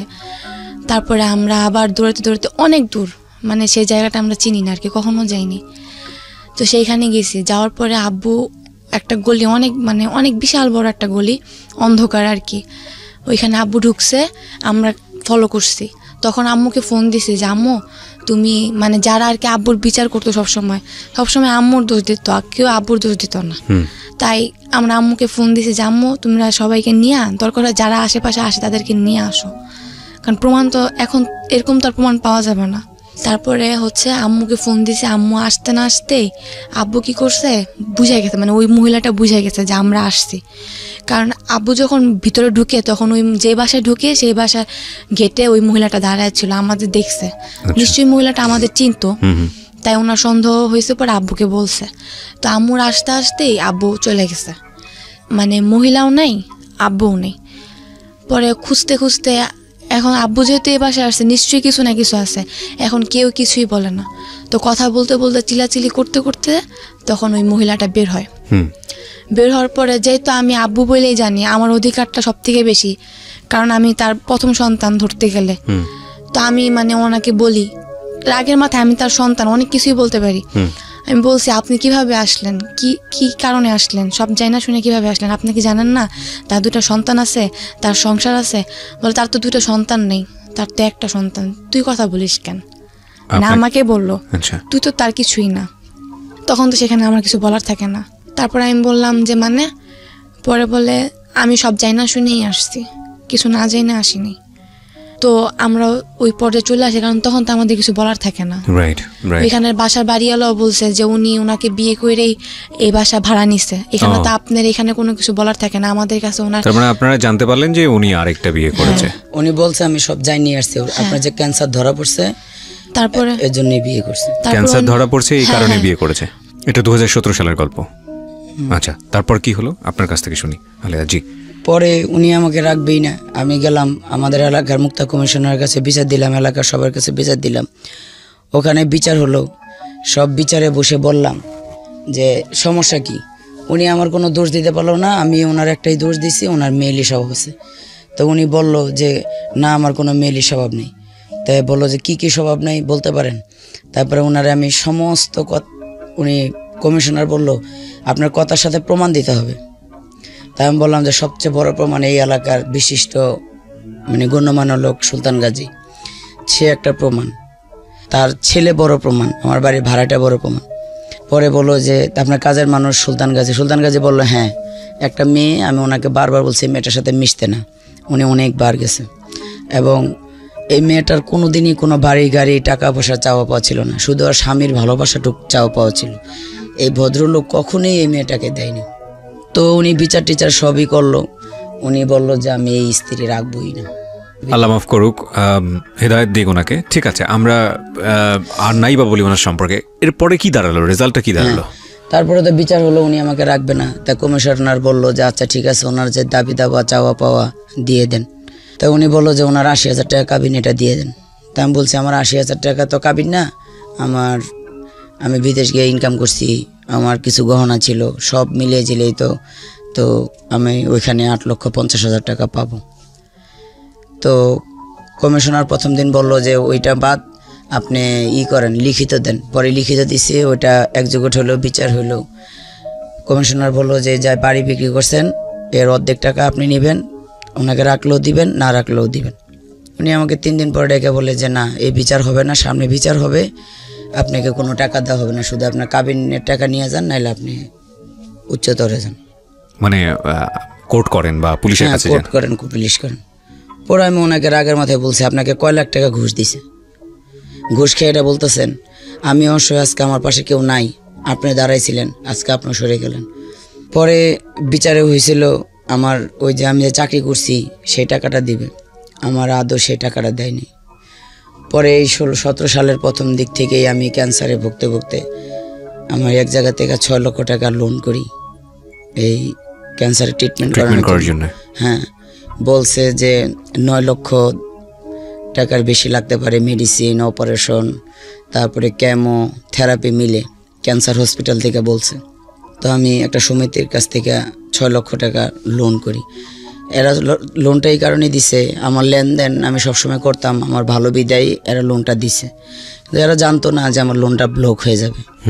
এখন আমার লোনটার এগেনস্টে কেস হয়েছে, আমি লোনটা দিতে পারিনি, তাদের লাভও দিতে পারিনি, আসলও দিতে পারিনি। তাই এভাবে করতে করতে ওই টাকাটা আমার কাছেই ছিল। এইদিকে অনেক ডাক্তার দেখাইছি, ওষুধ খাইছি, এটা করছি, টাকা কিছু ভাঙা হয়ে গেছিলো, কিছু ছিল। আমি 18 সালের শেষে আমার এই ক্যান্সার নিয়ে আমি ভেলুরে যাই, কিন্তু ভেলুরে যাব কার সাথে যাইতে পারি না। আমার হাজব্যান্ডকে, আমার সাথে তার ছাড়াছাড়ি হয়নি, কিন্তু সে আলাদা থাকে, সে সিআরপির 4 তলা বাড়িতে এখন সে বসবাস করে, সে মহিলাকে নিয়ে। মানে যেই বায়না করেছিলেন যে বাড়িটা, যে বাড়িটা মুক্তা কমিশনার এলাকার মানুষ বিচার করে বলে, হাসান সাহেব আপনার সাথে তো তার ছাড়াছাড়ি হয় নাই, তার সাথে আপনার 17-18 বছর সংসার করছেন, আপনি তাকে নিয়ে যান, ট্রিটমেন্টের টাকা তো সেই দিবে, আপনি দিবেন না, শুধু ওই করেন। পরে সে রাজি হয় না, অনেক কষ্ট করে তাকে রাজি করে। করানোর পর তার ভিসা লাগাই আমি, তাকে সে প্লেন দিয়ে আমি নিয়ে যাই। সমস্ত টাকা আমার টাকা খরচে, আমি টাকা আমার কিছু বন্ধু বান্ধব দিছে, কিছু ভাই বোন দিছে, কিছু লোনের টাকা ছিল। ভেলুর যখন যাই, আমার ট্রিটমেন্ট যখন শুরু হয়, যখন আমার শরীরে একটা কেমো আর 4টা রেডিয়েশন দেয়, ঠিক সেদিন সে আমাকে বললো যে আমার বাথরুম ধরছে। আমি বললাম আমাকে তো এখন রেডিয়েশন দিবে, আমি একটু বাথরুম থেকে আসি, তারপর তুমি যাই। এ কথা বলে আমি বাথরুমতে আসলাম। পরে সে ব্যাগটা আমাকে দিয়ে দিল। দিয়ে দেওয়ার পরে সে আমাকে সেই রেডিয়েশন রুমে রাইখা সে পালায়া ঢাকা চলে আসে, বাংলাদেশে। আমি সেই দেশে একা ট্রিটমেন্ট করি। ডাক্তাররা বলে যে ক্যান্সারের রোগীদের আমরা একা ট্রিটমেন্ট দিব না। আমি সেই ডাক্তার পায়ে ধরে কি কান্না। ডাক্তার বলে যে না, কোনো ট্রিটমেন্ট দিব না, ক্যান্সারের রোগীরা কেমো দিলে যে কোনো সময় মারা যায়, দিবেই না। আমি অনেক কান্নাকাটি করলাম সেই 2টা থেকে 5টা পর্যন্ত। ডাক্তারের পাও আমি আর ছাড়লাম না, যে আমাকে ট্রিটমেন্ট না দিলে আমার 2টা বাচ্চা আছে, আমার বাচ্চা 2টার কেউ নাই। ওরা তো বাংলা বোঝে না, ওদের হিন্দি ইংলিশে। অনেক 5টা-6টা বাজে, তখন উনি বিভিন্ন ডাক্তারদের নিয়ে বোর্ড মিটিং বসে বলে যে ঠিক আছে এখন কি করা যায়। ও তো সেই 2টা থেকে কান্না শুরু করছে, কান্না থামাইতেছে না। পরে বললো যে ঠিক আছে, রেডিয়েশন তো তুমি একা একা এসে দিতে পারবা, কেমন দিন তুমি কাউকে রাইখো সিগনেচার দেওয়ার জন্য। আমি বলছি আচ্ছা। তো আমি এতটাই ওখানে টাকার জন্য অনেক সময় খাইতেও পারিনি মানুষের কাছ থেকে। ওখানে আমি বাচ্চার কাছে চিকিৎসা করতে পারি নাই। আমি ওর কাছে এতগুলো টাকা পাই, ও আমাকে 1টা টাকাও দেয় নাই। আমার যে মেন ডাক্তার জবা শেঠি, সেও আমাকে মাঝে মাঝে খাবার জন্য টাকা দিত। শেষ পর্যন্ত কি মানে পারলেন ট্রিটমেন্টটা সাকসেসফুল করতে? ট্রিটমেন্ট এখনো, ক্যান্সার ট্রিটমেন্ট তো একবারই শেষ হয় না। আমার এই পর্যন্ত প্রায় 12 লক্ষ টাকা গেছে, এই ধার দেনা, লোন, সুদে, এভাবে চলতেছে। ওইখানকার ট্রিটমেন্ট কমপ্লিট হয়েছিল নাকি কমপ্লিট ছাড়াই ফিরে আসতে? না, এখনো ট্রিটমেন্ট চলছে। ও এখনো যেতে হয় আপনাকে? আমি 3 মাস থেকে চলে আসার পরে আমি আবারও গত মাসে আমি গেছি, যার 27 দিন থেকে আবারও সামনের মাসের 5 তারিখে আমার যাওয়ার ডেট। কি পরিমাণ টাকা লাগতে পারে এই ট্রিটমেন্ট কমপ্লিট করতে? আসলে ক্যান্সারের ট্রিটমেন্ট তো এটা কোনো বলে কেউ হয় না। আমার প্রত্যেক 3 মাস পর পরই এখন ট্রিটমেন্টের জন্য যাইতে হবে। আর যদি বেশি সিরিয়াস হয়ে যায়, এখন আমার এই হাতটা বন্ধ হয়ে যাচ্ছে, হাতটা সারাক্ষণ প্যারালাইসিসের মতন, এই হাতটা দিয়ে এমন ভালো কিছু করতে পারি না, কিছু ধরে খেতে পারি না, পড়ে যায় হাত থেকে। অনেক টাকারই প্রয়োজন, আর পিছনের লোনগুলো তো আছেই, আর ঘর ভাড়া পাচ্ছে ডিসেম্বর থেকে জুন পর্যন্ত। আমি গত কালকে সারাদিন আমার এই 2 ছেলে মেয়েকে নিয়ে সারাদিন সকালে পানি ভাত দিয়ে মরিচ দিয়ে খাইছি, বিকালেও সে মরিচ দিয়ে পেঁয়াজ দিয়ে ভর্তা করছি, সন্ধ্যার সময় 1 কাঠি লাউ শাক আনছি 10 টাকা দিয়ে, সেটা আজকে শুধু নিরামিষ পাকায় খেয়ে এখানে আসলাম। আমার একটাই কষ্ট যে উনি এই কোরআন শরীফ শপথ করো আমাকে ফেলে চলে গেছে, আমার কি ছিল না। রোগ তো আমাকে আল্লাহ দিছে, আমি তো রোগটা বানাই রে। প্রিয় শ্রোতা, এটা একটা জীবন গল্প, খুব ছোট করে তোলা একটা জীবন গল্প। একটু যদি ফ্ল্যাশব্যাকে যান তাহলে দেখবেন যে এই আলেয়া যে বাসের সিটের নিচে করে পালিয়ে ঢাকা শহরে এসেছিল শুধু ছোটবেলায় বিয়ে করবে না বলে। তারপর সে একসময় সেই পরিবারেরই হাল ধরেছে, শুধু সেই পরিবার না, তার খালার পরিবার, খালাতো ভাই বোনদেরকে মানুষ করার পেছনেও তার একটা ভূমিকা আছে। এই মানুষটাই জীবনের এক নির্মম পরিণতির মুখোমুখি হয়ে সে তার প্রথম যে হাজব্যান্ড, আল্লাহ তাকে ভালো করুক, জানেন এই দোয়াটা করা ঠিক হবে না করে কিনা, তারপরেও সে তো মৃত মানুষ, তার জন্য আমরা দোয়া করতেই পারি, তার পাল্লায় পড়ে জীবনটা একসময় শেষ হয়ে যায়। যে ভিডিওতে যে মেয়েটিকে আপনারা দেখতে পেয়েছেন বর্ষা, শুধু এই মেয়েটিকে সুন্দরভাবে লালন পালন করার জন্যে সে একসময় এমন একটা মানুষের হাত ধরেছিল, তাকে কন্ডিশনই দিয়েছিল যে আমার কিছু লাগবে না, শুধু আমার মেয়েটাকে তুমি মানুষ করো। সেটাও সে হয়নি। এবং নিয়তির এমন কি নির্মম পরিহাস। একটা কথা আছে, সৃষ্টিকর্তা কখনো আমাদের অমঙ্গল চান না, নিশ্চয়ই চান না, আমি এটা অনেক বেশি বিলিভ করি। এবং সেই পরিণতি এমন একটা জায়গায় এসে দাঁড় করিয়েছে তাকে যে সে এখন ক্যান্সারের একটা পেশেন্ট, এবং তার যে বর্তমান অবস্থা, সম্পদ তার হাতে এসছে কিন্তু সম্পদ তার হাত থেকে অনেকবার চলে গেছে, এবং এমন একটা ভয়ঙ্কর অবস্থার মধ্যে সে আছে যেটা আসলে বলে কয়ে বোঝানোর মতো না। বাট ওই যে বললাম যে নিশ্চয়ই আল্লাহ ভালো কিছু চান, যে কারণে হয়তো সে জীবন গল্পে এসছে। আমি সবসময় একটা কথা বলি, জীবন গল্পের যে কমিউনিটি, যে বৃহৎ কমিউনিটি, এত পাওয়ারফুল কমিউনিটি, আলহামদুলিল্লাহ, with the name of almighty Allah. এবং দেশের বাইরে আপনারা নিশ্চয়ই জানেন আহনাফের জন্য আমরা একটা খুব ভালো কালেকশন করেছি, সেটার আপডেট আমি ইউটিউবে দিয়ে দিয়েছি। এবং আজকে এই ভদ্রমহিলার জন্য 41 বছর বয়সী যে মহিলাটি এখানে এসছেন আলেয়া, তার জন্য আপনাদের কাছে হাত পাততে চাই। যার যতটুকু সামর্থ্য আছে, আমরা জানি না যে যতটুকু আপনারা হেল্প করবেন তার মাধ্যমে তাকে আল্লাহ পরিপূর্ণ সুস্থ করে তুলবেন কিনা, কিন্তু আমরা চেষ্টা করতে চাই আমাদের জায়গাটা থেকে। একটা ভিডিও ফুটেজ, সম্পূর্ণ অনুষ্ঠানের একটা ছোট্ট ভিডিও ফুটেজ আমি আমার ইউটিউব চ্যানেলে দিয়ে দিয়েছি। ওখানে ওনাদের ফোন নাম্বার থাকবে, এবং এই ফোন নাম্বার দুটো ওনাদের মুখ থেকেই আমরা শুনতে চাই। ওনারা যখন প্রথম আমার কাছে এসেছিলেন তখন আমি ওনাদেরকে রিকোয়েস্ট করেছিলাম যে আপনারা 2 বিকাশ নাম্বার করে নিয়ে আসেন, পার্সোনাল 2 নাম্বার, যার মাধ্যমে যেন আপনাদের সঙ্গে তারা যোগাযোগ করতে পারে এবং আপনাদেরকে কিছুটা হলেও হেল্প করতে পারে। তো আপনারা কি 2 নাম্বার করেছেন? জি করছি। 2 নাম্বার কার কার নামে আছে? একটা আমার বোনের নামে করলো, একটা আমার নামে আছে। একটা আপনার নামে আছে। 2 নাম্বার চাইলে আপনি বলতে পারেন আমাদের রেডিওর যারা লিসনার আছে তাদের উদ্দেশ্যে। একটা মুখস্থ আছে, একটা তো মুখস্থ নেই। আচ্ছা ঠিক আছে, আপনি একটু হেল্প করেন আমাদেরকে, আপনি নাম্বারটা একটু নিয়ে আসেন প্লিজ। আচ্ছা আপনার যেটা মুখস্থ আছে ওটা বলেন। হ্যাঁ, 01708306020। আবার বলেন। 01708306020। আরেকবার বলেন। 01708306020। এই নাম্বারটি যিনি আজকে এখানে ক্যান্সারের পেশেন্ট, ভিকটিম, বা যার জীবন গল্প আপনারা শুনলেন আলেয়া, তার নামে আছে। এটা পার্সোনাল নাম্বার, বিকাশ নাম্বার। আপনারা এই নাম্বারে অর্থ সাহায্য পাঠাবেন, সেটার জন্য আমি বিনীতভাবে রিকোয়েস্ট করছি। এবং একই সাথে আপনাদেরকে এটাও বলতে চাই যে এই নাম্বারে তার সঙ্গে আপনারা কমিউনিকেট করতে পারেন, কিন্তু আমার বিনীতভাবে রিকোয়েস্ট থাকবে আপনাদেরকে, বিনীতভাবে, বিশেষ করে দেশের বাইরে যারা শুনছেন, আপনার কোনো ব্যাংক অ্যাকাউন্ট নাম্বার আছে? হ্যাঁ আছে। আচ্ছা, ব্যাংক অ্যাকাউন্ট নাম্বারটাও আপনি চাইলে বলতে পারেন। 17,819। 17,819। এটা কি মানে কোন ব্যাংকের? ইসলামী ব্যাংক। ইসলামী ব্যাংকে 17819। আগে পিছে কোনো কিছু নাই? না। আচ্ছা, তো আচ্ছা, ইসলামী ব্যাংকের 17819। ইসলামী ব্যাংক বাংলাদেশ লিমিটেড। আচ্ছা, একটা আপনারা বিকাশ নাম্বার পেলেন, একটা হচ্ছে আপনারা ব্যাংক অ্যাকাউন্ট নাম্বার পেলেন ইসলামী ব্যাংকের, আর আরেকটা আমি নাম্বারের কথা বলছিলাম সেটা সম্ভবত আপনার খালার নামে আছে। হ্যাঁ, ওই নাম্বারটা একটু বলে দেন। 01305844908। আরেকবার বলেন, আস্তে আস্তে বলেন। 01305844908। 444908। আচ্ছা, এটাতে এটাতে নগদ আর হচ্ছে বিকাশ দুইটাই করা। নগদ এবং বিকাশ দুটোই করা আছে। আজকে নগদ করা আছে, কালকে থেকে বিকাশ খুলবে। ওকে, এই দুটো ফোন নাম্বার এবং একই সাথে ওনাদের ব্যাংক অ্যাকাউন্ট নাম্বার, এই সব কিছুই আমি আমার ইউটিউবে দিয়ে দিব মেনশন করে। এবং শুধু এটা না, আমি এই যে আপনারা আজকে যারা এই গল্পটা শোনার পরে ওদেরকে হেল্প করবেন, আমি আপনাদেরকে কথা দিচ্ছি যে খুব শীঘ্রই ফলো আপটাও আমি একটা ভিডিও দিয়ে দিব আমার ইউটিউব চ্যানেলে। আমি ইউটিউব চ্যানেলটা মেনশন করছি www.youtube.com/RJKibriya.fm। আমি আবারও বলছি www.youtube.com/RJKEBRIA.FM।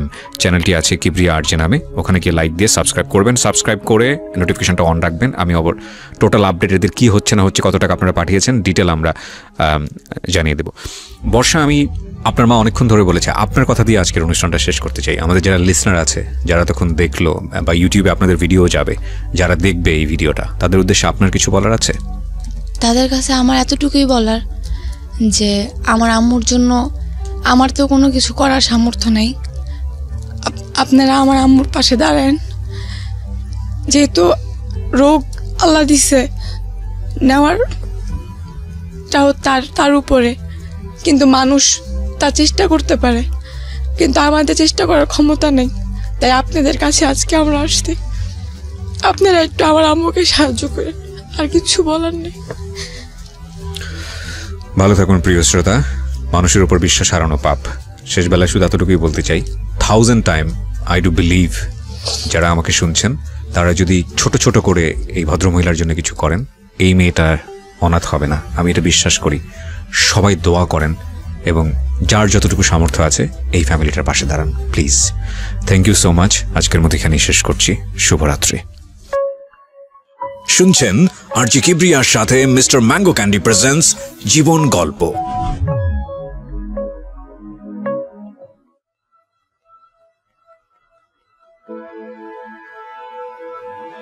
Love,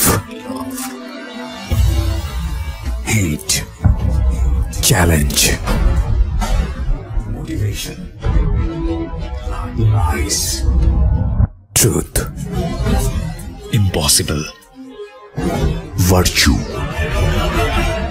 morality, something beyond entertainment. Welcome to my stage of reality. Stay tuned Sunday and Wednesday with me, Archie Kibriya, only on Dhaka FM 90.4.